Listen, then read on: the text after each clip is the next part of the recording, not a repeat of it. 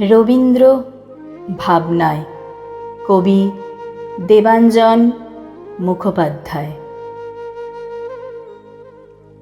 রবি ঠাকুর, তুমি শুধু 25শে বৈশাখেই আমন্ত্রিত নও, তুমি আছো আমাদের সকল দিনের সকল ভাবনায়।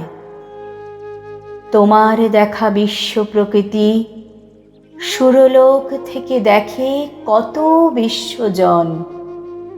কেউ বা আঁকে সেই ছবি নির্জীব জড়তা পেছনে ফেলে। প্রাণের সারায় মনের ডাকে চলে যে জগৎ জীবন। অমৃত সুধারসে সিক্ত তাই, নেই কোনো আত্মহনন।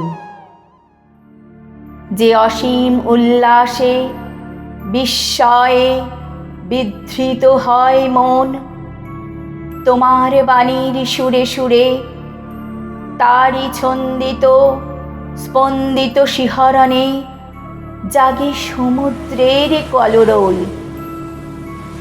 স্বার্থলেশহীন সর্ববিধ কল্যাণে তাই ছুটে চলি তোমার মানস ভ্রমণে। যদি পাই আরও কিছু রঙের সঞ্জীবন, অবশেষে তন্দ্রাজড়িত নিশীথ রাতে দেখি কত বিপুল আয়োজন। প্রলম্বিত প্রসারিত দুই হাতে কণ্ঠে কণ্ঠ মিলায়ে তখন অপূর্ব রাগিনী সৃজন করি শুধু তোমার সুধারস বিলায়ে।